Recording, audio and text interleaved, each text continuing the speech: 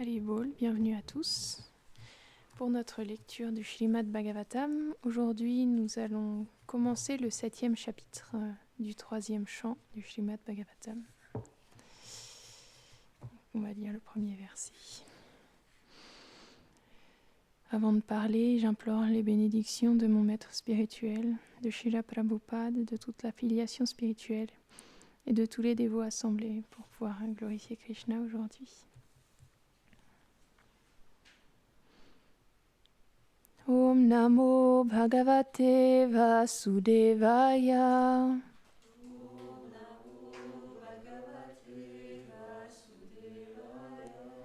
Om Namo Bhagavate Vasudevaya.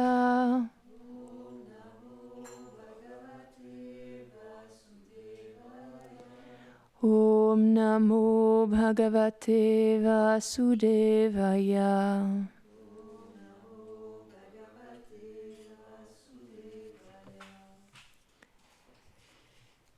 Donc, chapitre 7, les questions de Vidura.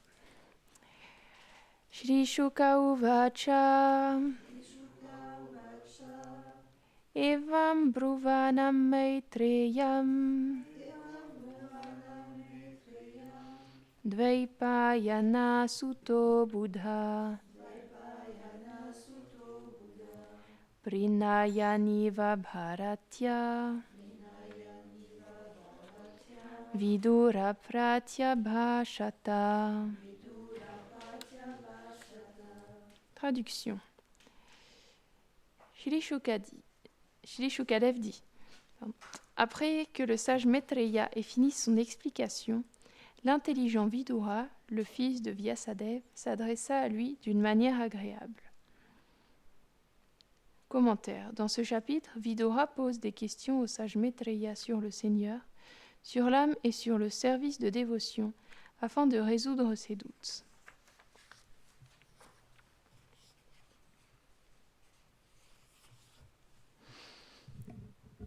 Om Agyanatimirandasya Gyananjana Sharakaya Chakshurun Biritam Yena Taismai Shri Gurave Namaha Shri Chaitanya Manobishtam Stapitam Yena Bhutali Swayam Rupa Karamayam Dadati Svapadantikam He Krishna Karuna Sindhu Dinabandho Jagatpate Gopesha Gopika Kanta Radha Kanta Namostute Tapta Kanchana Gourangi Radhe Vrindavaneshwari Vrishabhanu Sute Devi Pranamami Hari Priye Jai Shri Krishna Chaitanya Prabhu Nityananda Shri Advaita Gadadhara Shrivasari Gaura Bhaktarinda Hare Krishna Krishna Krishna Hare Hare Hare Rama Rama Rama Hare Hare Vrindaye Tulasi Deviaye Priyaye Keshavasya Cha Krishna Bhakti Pradedevi Satyavatye Namo Namaha Vanchakalpatarubhyascha Kripa Sindhubhya Cha Patitanam Pavanebhyo Vaishnavebhyo Namo Namaha Namo Vishnupadaya Krishna Preshtaya Bhutare Shrimate Bhaktivedanta Swami Namine Namaste Sarasvate Deve Gauravani Pracharine Nirvishesha Shunyavadi Paschatya Deshatarine.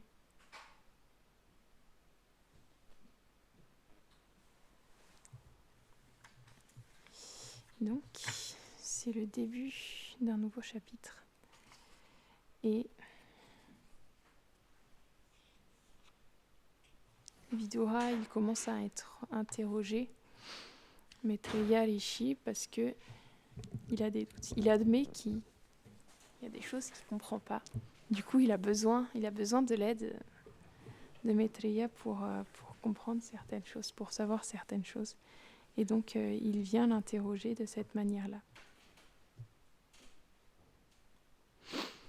Et en faisant cette chose-là, il nous montre aussi comment nous, on doit s'enquérir à notre tour des sages, des Vaishnavas, du maître spirituel. Et comment, de la même manière qu'Arjuna dans la Bhagavad Gita, il s'adresse à Krishna et il admet qu'il est face à une impasse, qu'il est perdu. Il a beau être... Arjuna, c'est une personne importante, c'est une personne très puissante, c'est un grand guerrier qui est fameux, et pas que sur Terre. C'est pas n'importe qui, en plus, c'est un associé de Krishna, mais c'est vraiment une personne extraordinaire. Et pourtant, là, devant Krishna, il lui dit qu'il ne sait plus quoi faire, qu'il est perdu, que son arc, il lui tombe des mains, qu'il sait plus comment agir, et qu'il a besoin d'être guidé dans cette situation-là. Et de cette manière-là, il prend refuge en Krishna pour qu'il le guide. Et on peut voir que c'est parce qu'il a cette attitude où il admet qu'il a besoin d'aide, parce qu'il a cette attitude où il admet qu'il ne comprend pas, à ce moment-là, c'est pour ça que Krishna peut l'aider. Et de cette manière-là, quand on pose des questions aux Vaishnavas, aux maîtres spirituels, on devrait aussi s'inspirer de la manière dont Arjuna a fait pour pouvoir nous aussi arriver avec cette attitude d'humilité où on peut accueillir la réponse d'une manière adéquate en comprenant qu'on comprend rien. Parce qu'on peut pas remplir un verre qui est déjà plein. Quand j'étais petite, je faisais du karaté et on avait des petits carnets avec c'était des prières, des textes, etc., des images. Et il y avait la prière du mont des Oliviers de Jésus. Et je l'avais accrochée au-dessus de mon lit, mais je comprenais pas vraiment. Je la lisais de temps en temps, mais je pense que je comprenais pas trop ce que je lisais. Et dedans, il y avait marqué... il y avait une phrase j'arrivais pas, elle m'interpellait et je sentais que je la comprenais pas, cette phrase.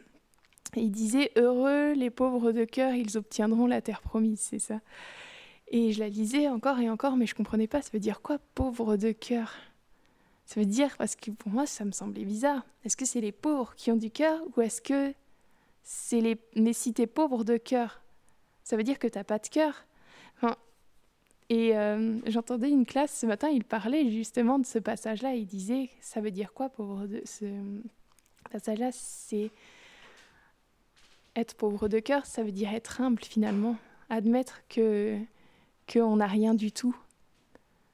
Et de cette manière-là, quand on admet qu'on ne comprend rien, qu'on n'a pas d'amour, qu'on est tellement inqualifié, à ce moment-là, on est un réservoir adéquat pour obtenir la miséricorde des Vaishnavas.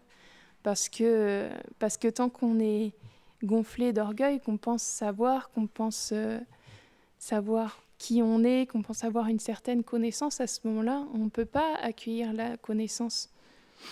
Et de cette manière-là, on voit que c'est seulement en ayant cette attitude qu'on peut véritablement obtenir les enseignements. Et quand on a cette attitude, à partir de là, quand on est dans cette démarche spirituelle et qu'on comprend qu'on a tout à apprendre, eh bien, Krishna, il fait les arrangements pour que les personnes dans nos vies viennent pour nous donner des réponses. Et c'est là qu'on peut rencontrer les Vaishnavas et qu'on rencontre notre maître spirituel qui sont là pour nous guider, pour qu'on puisse retrouver notre véritable identité. Et c'est eux qui font ce lien et qui nous permettent de se reconnecter de cette manière-là. Parce que seul, on peut pas traverser l'océan. On a besoin de quelqu'un qui nous guide, qui nous fasse passer par-dessus tous les obstacles. Et c'est expliqué quand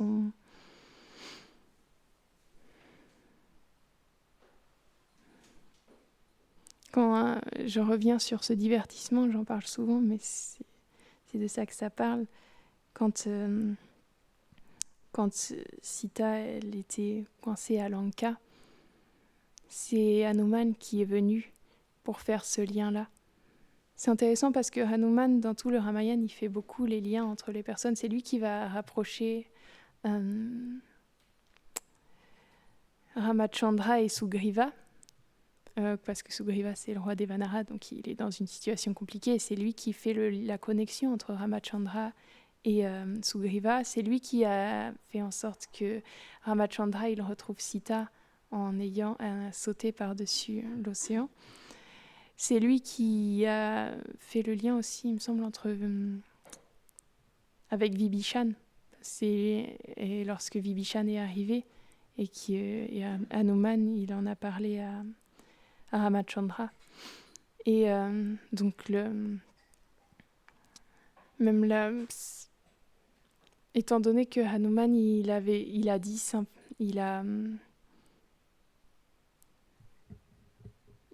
une vision.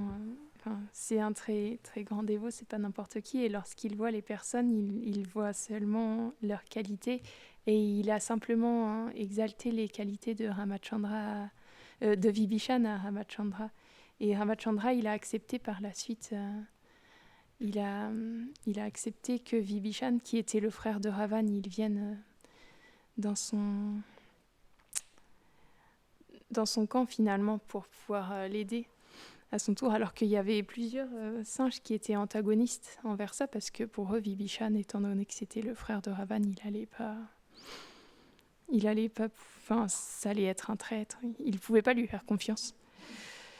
Et donc cette manière-là, c'est quand il vient vers Sita et qu'il traverse l'océan, il représente aussi le maître spirituel qui fait le lien entre l'âme conditionnée, qui est ici représentée par Sita, et le Seigneur suprême, donc Ramachandra qui était en train de la chercher. Et ce qui est intéressant, c'est que j'ai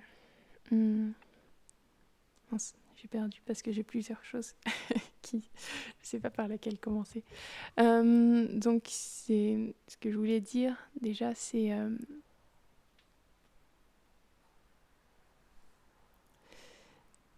donc il a fait cette connexion entre Sita et Ramachandra, et par la suite Ramachandra il est venu la rechercher.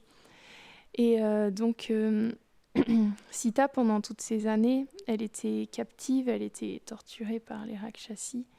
Mais étant donné que Sita, c'est l'épouse éternelle de Ramachandra, elle ne peut pas être touchée par toutes ces choses. Donc en vérité, on sait que c'est une Sita illusoire qui était là. Mais c'est pas n'importe qui. C'est que, je ne sais pas si vous vous souvenez, mais dans le Ramayana, au départ, on parle de Ravan qui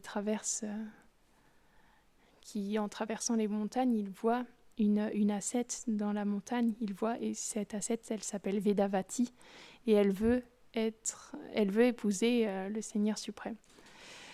Et donc, Vedavati, elle a fait de grandes austérités, mais elle n'a pas pu obtenir ça dans cette vie-là, parce que lorsque Ravan l'a touchée, elle s'est considérée comme impure, et elle a quitté...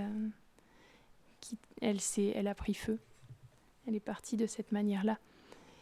Et elle a dit qu'elle serait la cause dans sa vie suivante, elle serait la cause de la chute de Ravan. Et cette Vedavati, en fait, c'est pas exactement Sita. Mais elle avait ce désir-là d'être mariée à Ramachandra. Et quand elle est allée dans les flammes, on sait que quand Ravan il a enlevé Sita, on dit que c'est une Sita illusoire. Mais ce qui s'est passé, c'est qu'avant, étant donné qu'il était au courant de tout ce qui allait arriver, il a échangé Sita avec une Sita illusoire en la mettant dans les flammes et en prenant une autre Sita. Sauf que lorsque Sita est allée dans les flammes, la Sita qui est sortie, c'était Vedavati en fait. Et donc Vedavati, c'est elle qui s'est fait enlever par Ravan. Et Sita, elle n'a pas été touchée une seule seconde. Et c'est elle qui a été tourmentée par Ravan et par les Rakshasi pendant toutes ces années. Et donc, elle est... au bout de toutes ces années, Ramachandra, il est venu la chercher, donc, et au bout de 14 ans, il a gagné le combat contre Ravan, et il a donné... lorsqu'il a... Ses actions, elles sont assez surprenantes quand on les voit sans tout connaître. Il a donné un sari et des bijoux pour qu'elle s'orne d'une bonne manière. Et il l'a fait appeler, et elle a été sur un palanquin, et donc elle a traversé toute l'armée des singes. Et ils voulaient tous la voir parce que tous s'étaient battus pour elle pendant toutes ces années. Ils l'avaient cherchée pendant des mois, et ils s'étaient battus contre les Rakshasas. Ils avaient fait toute cette guerre pour retrouver Sita, donc tous, ils voulaient la voir. Et elle a marché vers Ramachandra, et à ce moment-là, il ne voulait même pas la regarder. Mais pourquoi est-ce qu'il ne voulait pas la regarder ? Il lui a dit simplement « Je te rends ta liberté ». Il a dit « Maintenant, je t'ai sauvé et je te rends ta liberté ». Mais ce qu'il faut comprendre, c'est que Ramachandra, à ce moment-là, il voyait que ce n'était pas vraiment Sita. Il était en séparation de Sita, mais celle qu'il avait devant lui, c'était Vedavati, ce n'était pas Sita. Et par la suite, elle a décidé par elle-même, elle a dit, pour prouver que je ne suis pas impure, elle a voulu faire un grand bûcher, et elle est allée dedans pour prouver qu'elle n'avait pas été touchée par Ravan. Et à ce moment-là, quand elle est rentrée dedans, Vedavati, elle est de nouveau rentrée dans les flammes, et c'est Sita qui est venue. Et lorsque Sita est venue en face de Ramachandra, cette fois, non seulement elle avait prouvé à toute l'armée qu'elle était restée pure, mais en plus de ça, c'était la véritable Sita qui était revenue devant Ramachandra. Et à ce moment-là, il s'est mis à pleurer, parce qu'il avait été en séparation pendant toutes ces années de Sita. Mais avant ça, c'était pas véritablement Sita, donc c'est pour ça qu'il y avait aussi cette attitude qui semble froide d'un point de vue externe.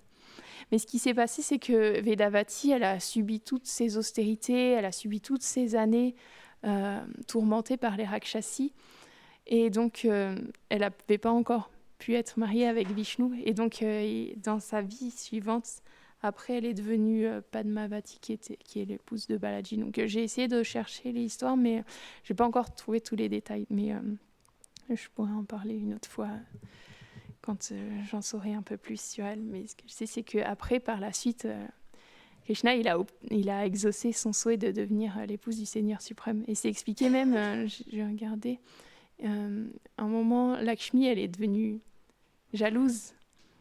Donc elle est venue voir son époux pour lui dire que « Mais pourquoi tu t'es mariée avec elle ? C'est mon époux à moi ». Et finalement, lorsqu'elle a vu que c'était Vedavati, et elle s'est souvenue qu'elle avait subi toutes ces années tourmentée par les Rakshasas pour pas qu'elle soit tourmentée, parce que Lakshmi, c'est aussi Sita. À ce moment-là, elle a accepté. Elle a dit oui, parce qu'elle a subi tout ça. Elle pouvait pas être insensible à toutes ces choses-là. Et donc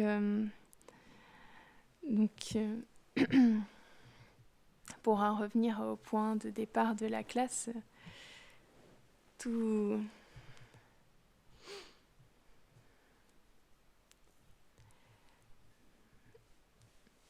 l'attitude qu'on a et l'état d'esprit qu'on a, il peut changer complètement la manière dont on reçoit la connaissance finalement, qu'on écoute. Et c'est ça qui peut faire qu'on...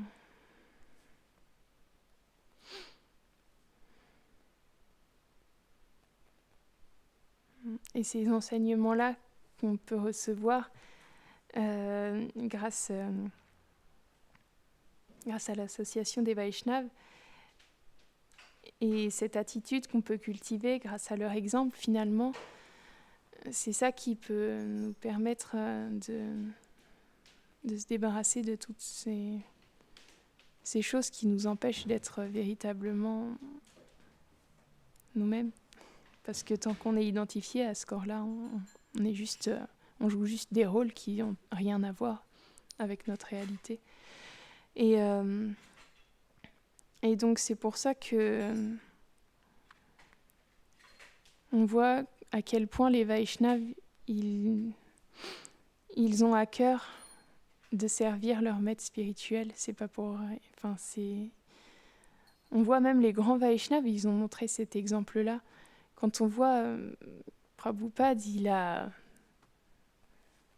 il était tellement âgé quand il a traversé l'océan pour venir aux États-Unis, alors qu'il n'avait pas d'argent, alors qu'il connaissait personne, et simplement pour accomplir le désir de son maître spirituel. Et donc, on peut voir que tous les Vaishnavas, ils ont montré cet exemple-là de porter sur leur tête et dans leur cœur. C'est comme ce qu'il y a de plus important, c'est les instructions de leur maître spirituel. Et c'est ça cet exemple-là, il nous offre aussi de le suivre. C'est parce que c'est de cette manière-là qu'on peut toucher le cœur de Krishna. C'est en servant ces purs dévots. Et c'est ça qui peut nous faire traverser toutes les épreuves finalement. C'est le service qu'on a, la foi qu'on a dans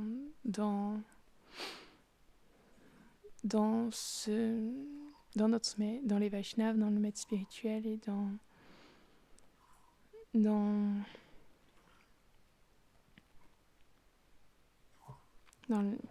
le Seigneur suprême qui nous les a envoyés finalement. Et la foi, elle peut nous faire comme ça dépasser tellement de choses. C'est un élément qui est beaucoup plus puissant que ce qu'on peut imaginer. Et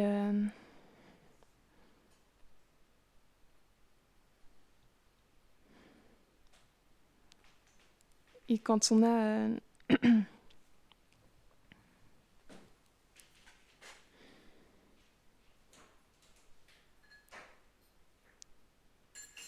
quand on a cette foi-là dans les instructions des Vaishnavas et du maître spirituel, à ce moment-là, on peut véritablement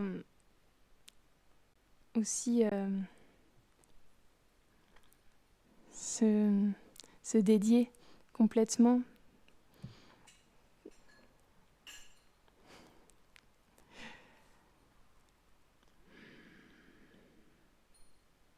et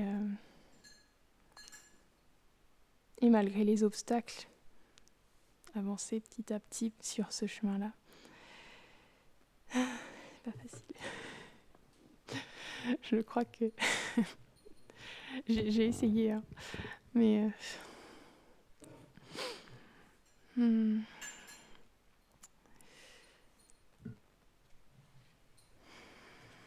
j'ai écouté tellement de choses, mais là, il n'y a rien qui vient. C'est comme ça.